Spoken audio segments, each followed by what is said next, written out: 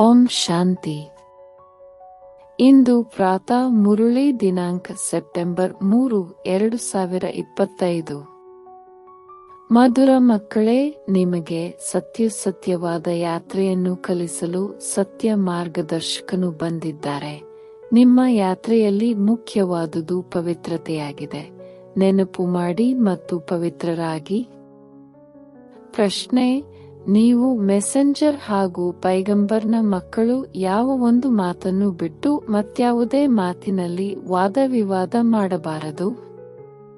ಉತ್ತರ: ನೀವು ಮೆಸೆಂಜರ್ನ ಮಕ್ಕಳು. ಎಲ್ಲರಿಗೆ ಇದೇ ಮೆಸೇಜ್ ಅನ್ನು ಕೊಡಿ. ತನ್ನನ್ನು ಆತ್ಮನೆಂದು ತಿಳಿಯಿರಿ ಮತ್ತು ತಂದೆಯನ್ನು ನೆನಪು ಮಾಡಿ. ಆಗ ಈ ಯೋಗಾಗ್ನಿಯಿಂದ ನಿಮ್ಮ ವಿಕರ್ಮಗಳು ವಿನಾಶವಾಗುತ್ತದೆ. ಇದೇ ಚಿಂತನೆ ಇರಲಿ. ಬಾಕಿ ಅನ್ಯ ಮಾತುಗಳಲ್ಲಿ ಹೋಗುವುದರಿಂದ ಯಾವುದೇ ಲಾಭವಿಲ್ಲ. ನೀವು ಕೇವಲ ಎಲ್ಲರಿಗೆ ತಂದೆಯ ಪರಿಚಯ ಕೊಡಬೇಕಾಗಿದೆ. ಇದರಿಂದ ಅವರು ಆಸ್ತಿಕರಾಗಲಿ. ಯಾವಾಗ ರಚಯಿತ ತಂದೆಯನ್ನು ಅರಿತುಕೊಳ್ಳುವರೋ ಆಗ ರಚನೆಯನ್ನು ಅರಿತುಕೊಳ್ಳುವುದು ಸಹಜವಾಗುವುದು. ಗೀತೆ: ನಮ್ಮ ತೀರ್ಥಸ್ಥಾನವು ಭಿನ್ನವಾಗಿದೆ. ಓಂ ಶಾಂತಿ. ಮಧುರಾತಿ ಮಧುರ ಆತ್ಮಿಕ ಮಕ್ಕಳಿಗೆ ತಿಳಿದಿದೆ, ನಾವು ಸತ್ಯವಾದ ತೀರ್ಥವಾಸಿಗಳಾಗಿದ್ದೇವೆ. ತಂದೆಯು ಸತ್ಯವಾದ ಮಾರ್ಗದರ್ಶಕನಾಗಿದ್ದಾರೆ ಮತ್ತು ಅವರ ಮಕ್ಕಳಾದ ನಾವು ಸಹ ಸತ್ಯವಾದ ತೀರ್ಥ ಸ್ಥಾನಕ್ಕೆ ಹೋಗುತ್ತಿದ್ದೇವೆ. ಇದು ಅಸತ್ಯ ಖಂಡ ಅಥವಾ ಪತಿತ ಖಂಡವಾಗಿದೆ. ಈಗ ಸತ್ಯ ಖಂಡ ಅಥವಾ ಪಾವನ ಖಂಡದಲ್ಲಿ ಹೋಗುತ್ತಿದ್ದೀರಿ. ಮನುಷ್ಯರು ತೀರ್ಥ ಯಾತ್ರೆಗೆ ಹೋಗುತ್ತಾರಲ್ಲವೇ? ಕೆಲವರು ಕೆಲವು ಸ್ಥಾನಗಳು ವಿಶೇಷವಾದ ಯಾತ್ರಾ ಸ್ಥಾನಗಳೆನಿಸುತ್ತವೆ. ಎಲ್ಲಿಗೆ ಯಾರು ಯಾವಾಗ ಬೇಕಾದರೂ ಹೋಗಬಹುದು. ಇದು ಸಹ ಯಾತ್ರೆಯಾಗಿದೆ. ಯಾವಾಗ ಸತ್ಯ ಮಾರ್ಗದರ್ಶಕನೇ ಬರುವರೋ ಆಗ ಈ ತೀರ್ಥ ಯಾತ್ರೆಯಲ್ಲಿ ಹೋಗಬಹುದು. ಅವರು ಕಲ್ಪದ ಸಂಗಮಯುಗದಲ್ಲಿ ಬರುತ್ತಾರೆ. ಇದರಲ್ಲಿ ಚಳಿ ಬಿಸಿಲಿನ ಮಾತಿಲ್ಲ ಅಥವಾ ಅಲೆದಾಡುವ ಮಾತಿಲ್ಲ. ಇದು ನೆನಪಿನ ಯಾತ್ರೆಯಾಗಿದೆ. ಆ ಯಾತ್ರೆಗಳಲ್ಲಿ ಸನ್ಯಾಸಿಗಳು ಹೋಗುತ್ತಾರೆ. ಸತ್ಯವಾಗಿ ಯಾತ್ರೆ ಮಾಡುವವರು ಪವಿತ್ರರಾಗಿರುತ್ತಾರೆ. ನಿಮ್ಮಲ್ಲಿಯೂ ಎಲ್ಲರೂ ಯಾತ್ರೆಯಲ್ಲಿದ್ದೀರಿ. ನೀವು ಬ್ರಾಹ್ಮಣರಾಗಿದ್ದೀರಿ ಅಂದ ಮೇಲೆ ಸತ್ಯವಾದ ಬ್ರಹ್ಮಕುಮಾರ ಕುಮಾರಿಯರು ಯಾರು ಎಂದು ವಿಕಾರದಲ್ಲಿ ಹೋಗುವುದಿಲ್ಲವೋ ಅವರೇ ಸತ್ಯವಾದ ಬ್ರಹ್ಮಕುಮಾರ ಕುಮಾರಿಯರಾಗಿದ್ದಾರೆ. ಅವಶ್ಯವಾಗಿ ಪುರುಷಾರ್ಥಿಗಳಾಗಿದ್ದೀರಿ. ಮನಸ್ಸಿನಲ್ಲಿ ಭಲೆ ಸಂಕಲ್ಪವು ಬರಬಹುದು. ಮುಖ್ಯವಾದುದು ವಿಕಾರದ ಮಾತಾಗಿದೆ. ನಿರ್ವಿಕಾರಿ ಬ್ರಾಹ್ಮಣರು ತಮ್ಮ ಬಳಿ ಎಷ್ಟು ಮಂದಿ ಇದ್ದಾರೆಂದು ಯಾರಾದರೂ ಪ್ರಶ್ನಿಸಿದರೆ ತಿಳಿಸಿ. ಇದನ್ನು ಕೇಳುವ ಅವಶ್ಯಕತೆಯಿಲ್ಲ. ಈ ಮಾತುಗಳಿಂದ ತಮ್ಮ ಹೊಟ್ಟೆಯು ತುಂಬುವುದಿಲ್ಲ. ನೀವು ಯಾತ್ರಿಕರಾಗಿ ಯಾತ್ರೆ ಮಾಡುವವರು ಎಷ್ಟು ಮಂದಿ ಇದ್ದಾರೆ ಎಂದು ಕೇಳುವುದರಿಂದ ಯಾವುದೇ ಲಾಭವಿಲ್ಲ. ಬ್ರಾಹ್ಮಣರಂತೂ ಕೆಲವರು ಸತ್ಯವಂತರೂ ಇದ್ದಾರೆ, ಅಸತ್ಯವಾದವರು ಇದ್ದಾರೆ. ಇಂದು ಸತ್ಯವಾಗಿರುತ್ತಾರೆ, ನಾಳೆ ಸುಳ್ಳಾಗಿ ಬಿಡುತ್ತಾರೆ. ವಿಕಾರದಲ್ಲಿ ಹೋದರೆ ಬ್ರಾಹ್ಮಣರಾಗಲಿಲ್ಲ, ಮತ್ತೆ ಶೂದ್ರರಾಗಿಯೇ ಉಳಿಯುವರು. ಇಂದು ಪ್ರತಿಜ್ಞೆ ಮಾಡುತ್ತಾರೆ ಮತ್ತು ನಾಳೆ ವಿಕಾರದಲ್ಲಿ ಬಿದ್ದು ಅಸುರರಾಗಿ ಬಿಡುತ್ತಾರೆ. ಈಗ ಈ ಮಾತುಗಳನ್ನು ಎಲ್ಲಿಯವರೆಗೆ ತಿಳಿಸುವುದು? ಇದರಿಂದ ಹೊಟ್ಟೆಯಂತೂ ತುಂಬುವುದಿಲ್ಲ ಅಥವಾ ಮುಖವು ಮಧುರವಾಗುವುದಿಲ್ಲ. ಇಲ್ಲಿ ನಾವು ತಂದೆಯನ್ನು ನೆನಪು ಮಾಡುತ್ತೇವೆ ಮತ್ತು ತಂದೆಯ ರಚನೆಯ ಆದಿ ಮಧ್ಯ ಅಂತ್ಯವನ್ನು ತಿಳಿದುಕೊಂಡಿದ್ದೇವೆ. ಬಾಕಿ ಅನ್ಯ ಮಾತುಗಳಲ್ಲಿ ಏನೂ ಇಲ್ಲವೆಂದು ತಿಳಿಸಿ. ಇಲ್ಲಿ ತಂದೆಯ ನೆನಪು ಮಾಡುವುದನ್ನು ಕಲಿಸಲಾಗುತ್ತದೆ ಮತ್ತು ಪವಿತ್ರತೆಯು ಮುಖ್ಯವಾಗಿದೆ. ಯಾರು ಇಂದು ಪವಿತ್ರರಾಗಿ ಮತ್ತೆ ಅಪವಿತ್ರರಾಗಿ ಬಿಡುವರೋ ಅವರು ಬ್ರಾಹ್ಮಣರೇ ಆಗಲಿಲ್ಲ. ಆ ಲೆಕ್ಕವನ್ನು ಎಲ್ಲಿಯವರೆಗೆ ನಿಮಗೆ ಕುಳಿತು ತಿಳಿಸುವುದು? ಹೀಗೆ ಮಾಯೆಯ ಬಿರುಗಾಳಿಗಳಲ್ಲಿ ಅನೇಕರು ಬೀಳುತ್ತಾರೆ. ಆದ್ದರಿಂದ ಬ್ರಾಹ್ಮಣರ ಮಾಲೆಯಾಗಲು ಸಾಧ್ಯವಿಲ್ಲ. ನಾವಂತೂ ಪೈಗಂಬರನ ಮಕ್ಕಳು. ಪೈಗಾಮ್ನು ತಿಳಿಸುತ್ತೇವೆ. ಮೆಸೆಂಜರ್ನ ಮಕ್ಕಳು ಮೆಸೇಜ್ ಅನ್ನು ತಿಳಿಸುತ್ತಾರೆ. ತನ್ನನ್ನು ಆತ್ಮನೆಂದು ತಿಳಿದು ತಂದೆಯನ್ನು ನೆನಪು ಮಾಡಿರಿ. ಈ ಯೋಗಾಗ್ನಿಯಿಂದ ವಿಕರ್ಮಗಳು ವಿನಾಶವಾಗುತ್ತವೆ. ಇದೇ ಚಿಂತನೆಯನ್ನಿಟ್ಟುಕೊಳ್ಳಿ. ಬಾಕಿ ಪ್ರಶ್ನೆಗಳನ್ನಂತೂ ಮನುಷ್ಯರು ಬಹಳಷ್ಟು ಕೇಳುತ್ತಾರೆ. ಒಂದು ಮಾತನ್ನು ಬಿಟ್ಟು ಮತ್ಯಾವುದೇ ಮಾತುಗಳಲ್ಲಿ ಹೋಗುವುದರಿಂದ ಲಾಭವೇನೂ ಇಲ್ಲ. ಇಲ್ಲಂತೂ ಮೊದಲು ಇದನ್ನು ತಿಳಿದುಕೊಳ್ಳಬೇಕಾಗಿದೆ. ನಾಸ್ತಿಕರಿಂದ ಆಸ್ತಿಕರು, ಅನಾಥರಿಂದ ಸನಾಥರು ಹೇಗಾದೆವು? ಮಾಲೀಕನಿಂದ ಆಸ್ತಿಯನ್ನು ಪಡೆದೆವು. ಇದನ್ನು ಕೇಳಿರಿ. ಉಳಿದಂತೆ ಎಲ್ಲರೂ ಪುರುಷಾರ್ಥಿಗಳಾಗಿದ್ದಾರೆ. ವಿಕಾರದ ಮಾತಿನಲ್ಲಿಯೂ ಅನೇಕರು ಅನುತ್ತೀರ್ಣರಾಗುತ್ತಾರೆ. ಬಹಳ ದಿನಗಳ ನಂತರ ಸ್ತ್ರೀಯನ್ನು ನೋಡುತ್ತಾರೆಂದರೆ ಮಾತೇ ಕೇಳಬೇಡಿ. ಕೆಲವರಿಗೆ ಮದ್ಯಪಾನ ಮಾಡುವ ಹವ್ಯಾಸವಿರುತ್ತದೆ.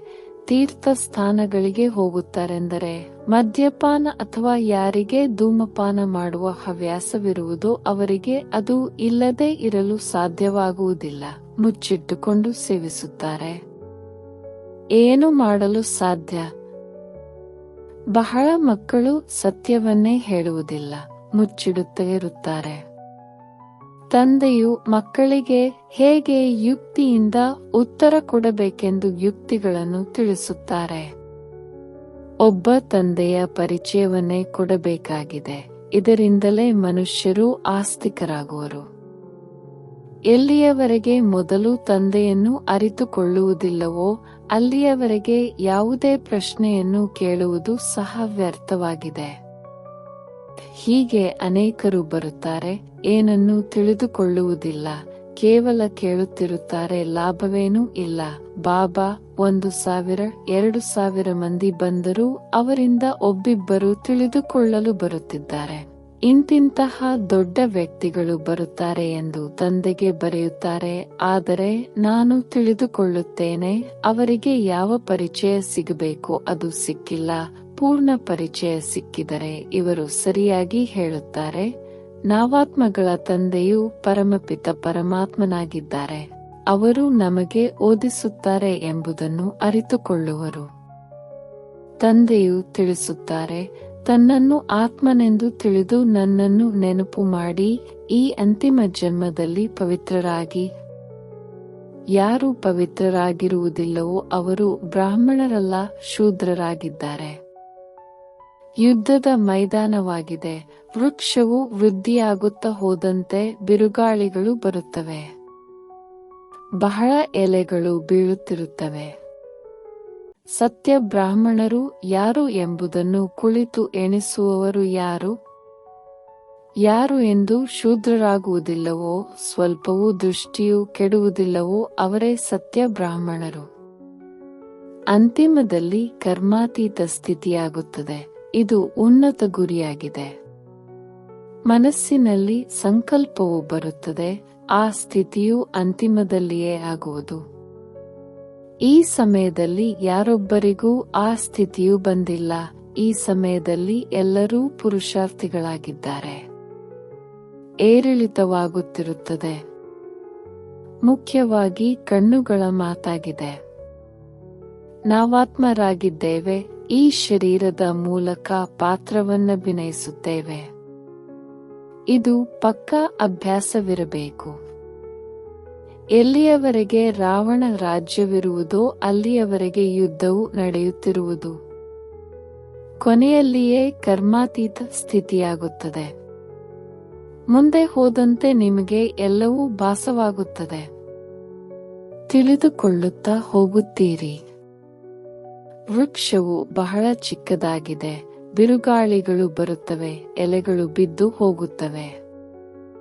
ಯಾರು ಕಚ್ಚಾ ಆಗಿರುವರೋ ಅವರು ಬೀಳುತ್ತಾರೆ. ಪ್ರತಿಯೊಬ್ಬರೂ ತಮ್ಮೊಂದಿಗೆ ಕೇಳಿಕೊಳ್ಳಿ, ನನ್ನ ಸ್ಥಿತಿಯು ಹೇಗಿದೆ? ಬಾಕಿ ಯಾರು ಪ್ರಶ್ನಿಸುವರೋ ಅವರ ಮಾತುಗಳಲ್ಲಿ ಹೆಚ್ಚಿನದಾಗಿ ಹೋಗಲೇಬೇಡಿ. ತಿಳಿಸಿ, ನಾವು ತಂದೆಯ ಶ್ರೀಮತದಂತೆ ನಡೆಯುತ್ತಿದ್ದೇವೆ.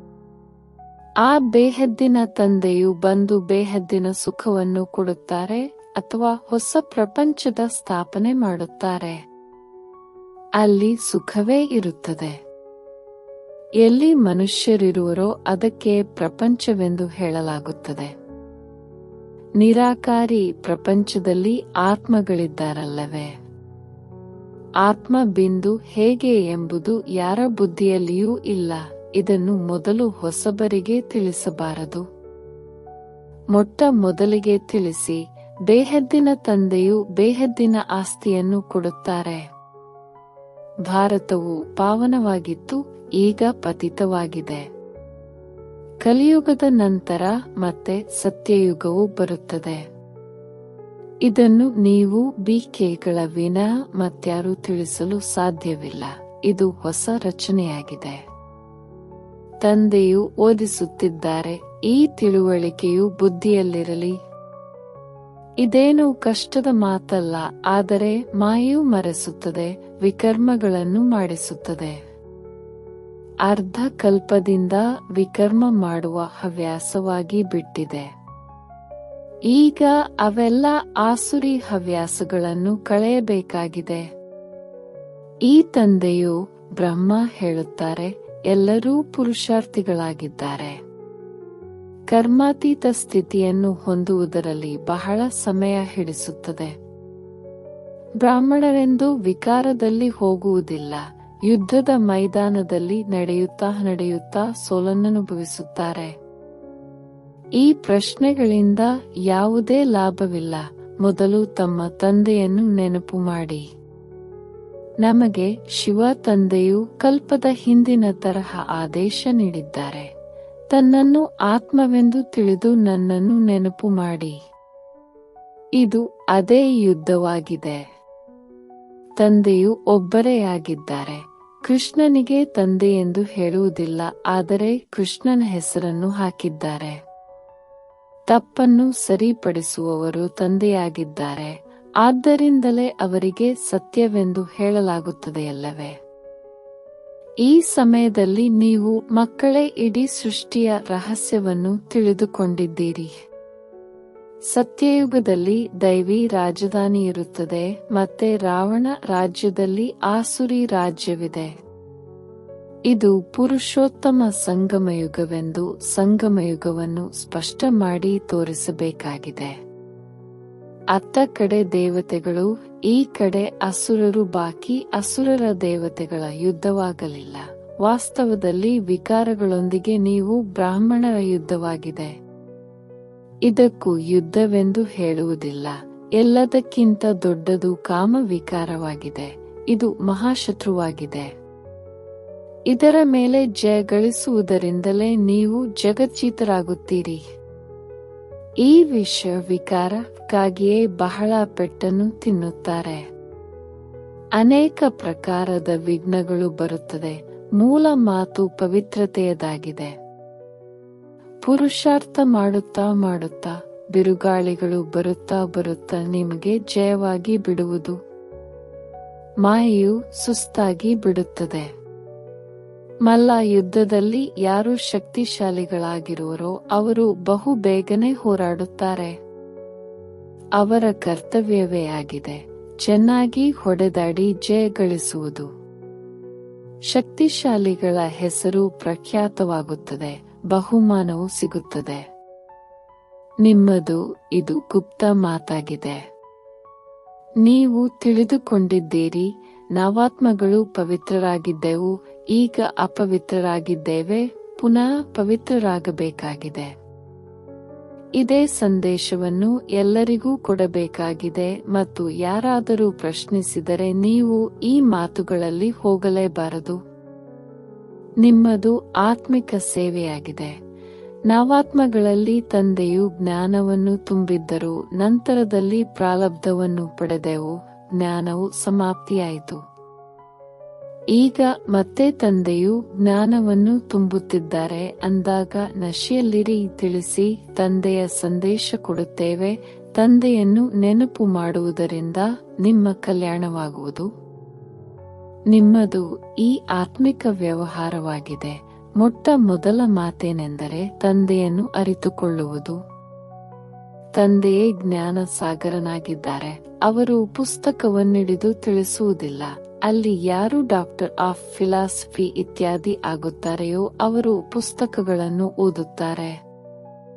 ಭಗವಂತನಂತೂ ಜ್ಞಾನಪೂರ್ಣನಾಗಿದ್ದಾರೆ. ಅವರಿಗೆ ಸೃಷ್ಟಿಯ ಆದಿ ಮಧ್ಯಾಂತ್ಯದ ಜ್ಞಾನವಿದೆ. ಅವರೇನಾದರೂ ಓದಿದ್ದಾರೆ? ಅವರಂತೂ ಎಲ್ಲ ವೇದಶಾಸ್ತ್ರ ಇತ್ಯಾದಿಗಳನ್ನು ತಿಳಿದುಕೊಂಡಿರುತ್ತಾರೆ. ತಂದೆಯು ತಿಳಿಸುತ್ತಾರೆ, ನನ್ನ ಪಾತ್ರವೇ ನಿಮಗೆ ಜ್ಞಾನವನ್ನು ತಿಳಿಸುವುದಾಗಿದೆ. ಜ್ಞಾನ ಮತ್ತು ಭಕ್ತಿಯ ಅಂತರವನ್ನು ಮತ್ಯಾರೂ ತಿಳಿಸಲು ಸಾಧ್ಯವಿಲ್ಲ.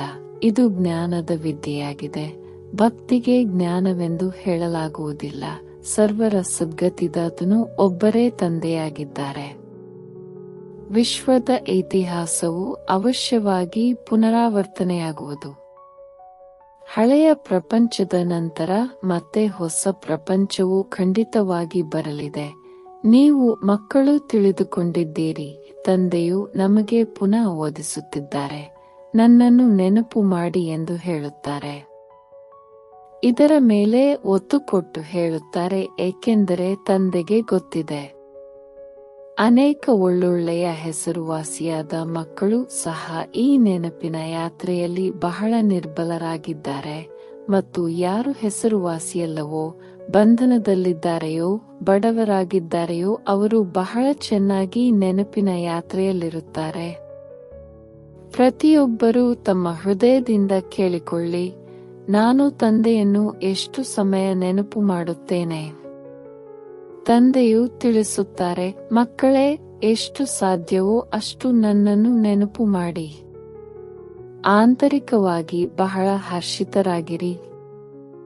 ಭಗವಂತನು ಓದಿಸುತ್ತಾರೆಂದ ಮೇಲೆ ಎಷ್ಟೊಂದು ಖುಷಿ ಇರಬೇಕು. ತಂದೆಯು ತಿಳಿಸುತ್ತಾರೆ, ನೀವು ಪವಿತ್ರ ಆತ್ಮಗಳಾಗಿದ್ದೀರಿ. ನಂತರ ಶರೀರವನ್ನು ಧಾರಣೆ ಮಾಡಿ ಪಾತ್ರವನ್ನಭಿನಯಿಸುತ್ತಾ ಪತಿತರಾಗಿದ್ದೀರಿ. ಈಗ ಮತ್ತೆ ಪವಿತ್ರರಾಗಬೇಕಾಗಿದೆ. ಮತ್ತೆ ಅದೇ ದೈವಿ ಪಾತ್ರವನ್ನು ಅಭಿನಯಿಸಬೇಕಾಗಿದೆ. ನೀವು ದೈವಿ ಧರ್ಮದವರಲ್ಲವೇ? ನೀವೇ 84 ಜನ್ಮಗಳ ಚಕ್ರವನ್ನು ಸುತ್ತುತ್ತೀರಿ. ಎಲ್ಲ ಸೂರ್ಯವಂಶೀಯರು 84 ಜನ್ಮಗಳನ್ನು ತೆಗೆದುಕೊಳ್ಳುವುದಿಲ್ಲ, ಕೊನೆಯಲ್ಲಿ ಬರುತ್ತಾ ಇರುತ್ತಾರಲ್ಲವೇ? ಎಲ್ಲರೂ ಒಮ್ಮೆಲೆ ಬಂದು ಬಿಡುವುದಿಲ್ಲ. ಮುಂಜಾನೆ ಎದ್ದು ಬುದ್ಧಿಯಿಂದ ಕೆಲಸ ತೆಗೆದುಕೊಂಡರೆ ಬಹಳ ಚೆನ್ನಾಗಿ ತಿಳಿದುಕೊಳ್ಳಬಹುದು. ಮಕ್ಕಳೇ, ವಿಚಾರ ಸಾಗರ ಮಂಥನ ಮಾಡಬೇಕಾಗಿದೆ. ಶಿವ ತಂದೆಯಂತೂ ಮಾಡುವುದಿಲ್ಲ. ತಂದೆಯು ತಿಳಿಸುತ್ತಾರೆ, ಡ್ರಾಮಾನುಸಾರ ಏನೆಲ್ಲವನ್ನು ತಿಳಿಸುತ್ತೇನೆಯೋ ಅದೇ ರೀತಿ ತಿಳಿದುಕೊಳ್ಳಿ. ಕಲ್ಪದ ಹಿಂದೆ ಏನನ್ನು ತಿಳಿಸಿದ್ದೇನೋ ಅದನ್ನೇ ತಿಳಿಸುವೆನು. ನೀವು ಮಕ್ಕಳು ಮಂಥನ ಮಾಡುತ್ತೀರಿ, ನೀವೇ ತಿಳಿಸಬೇಕು, ಜ್ಞಾನವನ್ನು ಕೊಡಬೇಕಾಗಿದೆ. ಈ ಬ್ರಹ್ಮ ತಂದೆಯು ಮಂಥನ ಮಾಡುತ್ತಾರೆ. ಬ್ರಹ್ಮ ಕುಮಾರ ಕುಮಾರಿಯರು ಮಂಥನ ಮಾಡಬೇಕಾಗಿದೆ. ಶಿವ ತಂದೆ ಅಲ್ಲ. ಮೂಲ ಮಾತು ಯಾರೊಂದಿಗೂ ಹೆಚ್ಚಿನದಾಗಿ ಮಾತನಾಡಬಾರದು. ಶಾಸ್ತ್ರವಾದಿಗಳು ಪರಸ್ಪರ ಬಹಳ ವಾದ ವಿವಾದ ಮಾಡುತ್ತಾರೆ. ಆದರೆ ನೀವು ವಾದ ವಿವಾದ ಮಾಡಬಾರದು, ಕೇವಲ ಸಂದೇಶವನ್ನು ಕೊಡಬೇಕಾಗಿದೆ. ಮೊಟ್ಟ ಮೊದಲು ಮುಖ್ಯವಾಗಿ ಒಂದು ಮಾತನ್ನು ತಿಳಿಸಿ ಮತ್ತೆ ಬರೆಸಿಕೊಳ್ಳಿ. ಮೊಟ್ಟ ಮೊದಲಿನ ಈ ಪಾಠವನ್ನು ಹೇಳಿ, ಇದನ್ನು ಯಾರು ತಿಳಿಸುತ್ತಾರೆ ಎಂಬುದನ್ನು ಬರೆಯಿರಿ. ಈ ಮಾತನ್ನು ನೀವು ಕೊನೆಗೆ ತೆಗೆದುಕೊಂಡು ಹೋಗುತ್ತೀರಿ. ಆದ್ದರಿಂದ ಸಂಶಯವು ಬರುತ್ತಿರುತ್ತದೆ. ನಿಶ್ಚಯ ಬುದ್ಧಿಯವರಲ್ಲದ ಕಾರಣ ತಿಳಿದುಕೊಳ್ಳುವುದಿಲ್ಲ. ಕೇವಲ ಇದು ಸರಿಯೆಂದು ಹೇಳುತ್ತಾರೆ. ಮೊಟ್ಟ ಮೊದಲು ಮುಖ್ಯವಾದ ಮಾತೇ ಇದಾಗಿದೆ. ರಚಯಿತ ತಂದೆಯನ್ನು ತಿಳಿದುಕೊಳ್ಳಿ, ನಂತರ ರಚನೆಯ ರಹಸ್ಯವನ್ನು ತಿಳಿದುಕೊಳ್ಳಿ. ಮುಖ್ಯ ಮಾತು ಗೀತೆಯ ಭಗವಂತ ಯಾರು? ಇದರಲ್ಲಿಯೇ ನಿಮ್ಮ ವಿಜಯವಾಗಬೇಕಾಗಿದೆ. ಮೊಟ್ಟ ಮೊದಲು ಯಾವ ಧರ್ಮವು ಸ್ಥಾಪನೆಯಾಯಿತು? ಹಳೆಯ ಪ್ರಪಂಚವನ್ನು ಹೊಸ ಪ್ರಪಂಚವನ್ನಾಗಿ ಯಾರು ಮಾಡುತ್ತಾರೆ? ತಂದೆಯೇ ಆತ್ಮಗಳಿಗೆ ಹೊಸ ಜ್ಞಾನವನ್ನು ತಿಳಿಸುತ್ತಾರೆ. ಇದರಿಂದ ಹೊಸ ಪ್ರಪಂಚವು ಸ್ಥಾಪನೆಯಾಗುತ್ತದೆ. ನಿಮಗೆ ತಂದೆ ಮತ್ತು ರಚನೆಯ ಪರಿಚಯವೂ ಸಿಗುತ್ತದೆ.